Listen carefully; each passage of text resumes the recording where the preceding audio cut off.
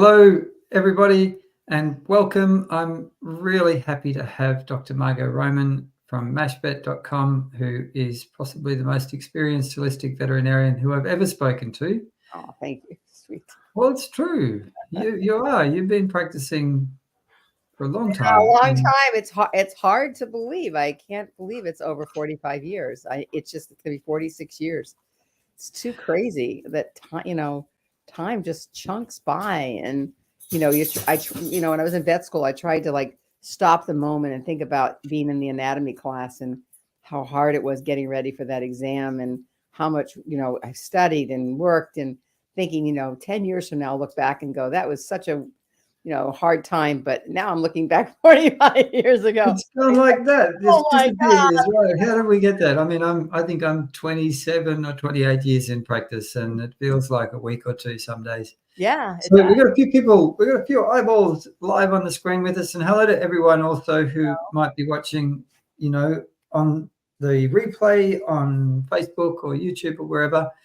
So the purpose of today is to introduce you to one of the speakers, one of our guest experts for the Pet Anxiety Summit, which is going live in less than a week. Okay. And Dr. Margo is talking, her presentation is all about how when you fix the microbiome, you fix just about everything, including anxiety. So would you like to just give us a little quick summary of why it is people should come and listen to your presentation in the summit? Yeah. For the microbiome is about 4,000 million years old, and it's the source of everything that we have been developing into, whether it's our species or the plants or the animals before us. And so it really there's over 100 trillion microbes in a normal human. So in animals, their percentage probably similar. And they're all connected to the way that our body works. And for so many years, we've thought it was just waste material that had no value whatsoever. And we're literally trying to kill it with more antibiotics and more drugs and, trying to get people to not eat anything that was fresh or raw or anything like they were just taking, especially from animals. You got to have processed food that's cooked. You can't give them raw food. And we realized that the gut is the key component of the immune system, since most of the lymphatic system, the peak of the lymphatic system is in the gut. And so we have to do that. It's my daughter calling, but I will call her back. That's all right. We don't need to worry about that ringing. Yeah. So anyway, so we need to really try to focus on the gut and cherish it and nurture it, and instead of trying to kill it. So every time a dog gets a diarrhea and a veterinarian puts it on metronidazole when there's no evidence of giardia or some type of a parasite that would be needed to have it removed, they are destroying a very important balance even more. So it's important for vets to know that there are other ways to control diarrhea using digestive enzymes and probiotics and fructosaccharides and all these things. And by building the gut and by making the gut stronger, they're going to have a healthier individual at the end point. So the diarrhea might be stressing the dog out and having these things, but to reboot it and rebalance it. And so what we started doing 12 years ago was fecal transplants. And the change that I saw was so dramatic because I had challenged myself for over 10 years to do it. And I kept, it was just a bit step too far and a bit too scary. But then when you did. Yeah. And then finally I said, you know what? This dog's going to die. It's been on antibiotics for its entire life, since 9 weeks of age. And it still has diarrhea, and they're going to do exploratory surgery on this dog. We got to do a fecal transplant. And literally the dog, it was getting better from what I had done holistically with digestive enzymes and stuff. Once I gave that fecal, it just literally went straight up. And the dog, it was like you couldn't believe it. So I thought, well, let's try it on animals with diarrhea. So I would give it to these animals with diarrhea that also had allergies, right? And all of a sudden their allergies went away. And then how about that? Hey? So this was... Yeah, I was just seeing the side effects of trying to clear the gut, and then they were stopped itching and they started getting hair back and their behavior changed. So then it was like, oh my God, now I'm dealing with behavior. So one of the cases that I think I may have talked about it in your presentation was the cat Mojo. Did I talk about Mojo the cat, or I didn't? I don't think I so, but Mojo we can have a quick chat. I mean, I think it's great to share a few stories anyway. Yeah, Mojo was owned by a scientist in Boston, and he had severe atopic dermatitis, where he was in an e-collar for over 2.5 years. He's about 6-year-old, Oh, wow. 7-year-old cat, and he was a Maine Coon, so he had sparse hair all over and a nasty cat, right? So, but he lived in this e-collar for 2.5 years, right? So I gave him a fecal transplant, and I gave him from my cat Trapper, who's now almost 12. He was just a year old, and I just neutered him that afternoon, day before or whatever. And he was a year old. So this cat had been neutered at 9 weeks of age.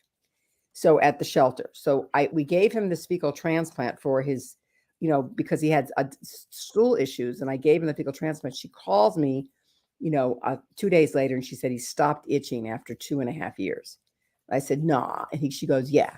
She calls me about 5 days later, and she says there's hair coming back on part of his body that he hasn't had hair for 2.5 years. And Wow. I said, really? I said, that's amazing.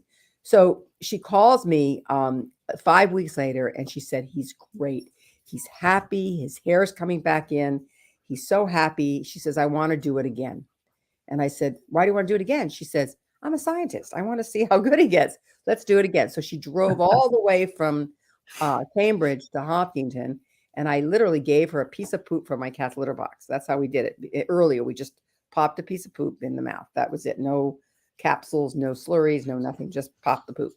So we did it again, and 5 weeks later, she calls me again, and she said, he's even better than he was before. He is so happy.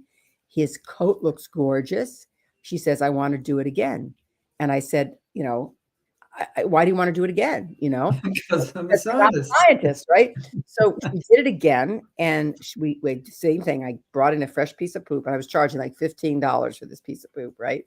And so I gave her this piece of poop. She pops it into the mouth again, and so I gave it to her, and she calls me 2 days later, and she says there's a problem. And I said, what's wrong? She said, there's something wrong with his anal glands. There's something going on. So I said, well, I bring him in. I can't tell from over the phone, bring him in. So she brought him in. I wouldn't have recognized the cat. He had a tail. He was like swishing his tail and purring and standing up and just happy as can be. And I checked his anal glands, and I said, there's nothing wrong with his anal glands. Can you describe to me what he's doing? He was sexually humping her arm. I said, forget Viagra. I found the fountain of youth. Men are going to be going to high school gyms and asking for a microbiome. And it works. We've done it over and over again with our dogs in heat and giving it to dogs that were spayed at 9 weeks of age. Let me I apologize. 1 second. Hi. Hello? So while Margo's just quickly... No, you got to write letter, but I'm doing a Zoom call and a lecture in New Zealand. Can I call you right back? Thanks. Okay. So while Margo's just... Sorry, it's another bit. For a moment. Anyway. We've had just, that is like medically impossible. If we're from the paradigm that we as vets and Western medicine, they would say that's impossible. We've had a couple of just questions pop up to how is a fecal transplant done, and how would this work for a dog with yeast and puppy mange issues? Okay. Come along to the summit, because we don't have time to go into a whole lot of depth with questions today on this call. This is just a quick kind of... I mean, doing it is very, very easy. And actually, I've heard that Dr. Edward is now secured Legacy Biome to be shipping to New Zealand. So Australia. And Australia too. So getting the microbiome overseas is now a possibility because they're shipping internationally. And so my dogs are the donors. They are 30 years, and we don't have cat to sell because I don't have enough cats, but I do have dog. And we have enough, enough that we can spare that we can get it other places. So my dogs are 30 years, 6 generations, now a 7th generation, that has never had antibiotics, never had NSAIDs, never had flea products, never had chlorine or fluoride in the water. I make their food. It's all organic. I've been working on this for 30 years, and there's no one that I know of that has been kooky enough to do that to their animals for so many years. But I was like, why should I give them antibiotics? If I can use ozone, or I can use UVBI, or I can use, acupuncture, why would I put them on a drug that might have a side effect? So I've been doing that, for so many years. So like I said, you can get in touch with Dr. Edward. He can give you the connections, to this, as well as the legacybiome.com. And then Animal Biome also has our product. I'm not sure if they're shipping internationally. We are not shipping internationally. We are shipping just nationally. And we have the slurries, the frozen. We're doing things frozen. So, it has to be someplace where we can ship them frozen. Yep. So what we'll do now is kind of wrap this up. Okay. It's been stacks of fun talking with you, and what we, Dr. Edward here and Dr. Margo, want to do is we want to invite you to come along to the Pet Summit.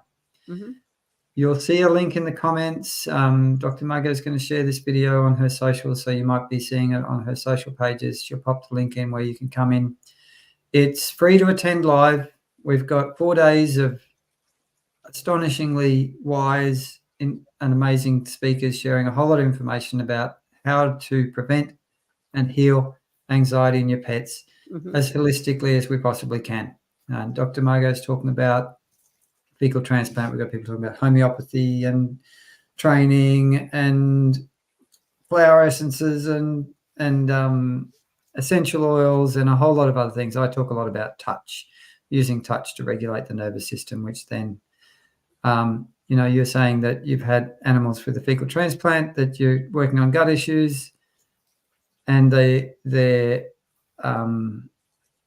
anxiety got better. I've got a case where I worked with one of my students. Giving them microbiome and Well, I had a case where one of my students worked on her dog with really awful anxiety, and over 6 months, all the gut and skin issues healed up from working at it from the other direction. So you'll learn a whole lot of different ways. Dr. Margo, thanks so much. Oh, you're welcome. For coming and doing this little inspiration talk to get everyone to come along and join us in the summit. Yeah. We'll see you there. I'll be doing live Q&As every day. It's going to be stacks of fun. Good. Well, all of you that love your pets, you want to try everything that you can to make their lives, settled and happy. And, if the gut-brain connection doesn't exist, it's really hard for them to be settled in their whole body and be healing. Yeah. Awesome. Thank you so much, Dr. Margo. Take care. We'll see you all in the summit. Bye. Thanks for now.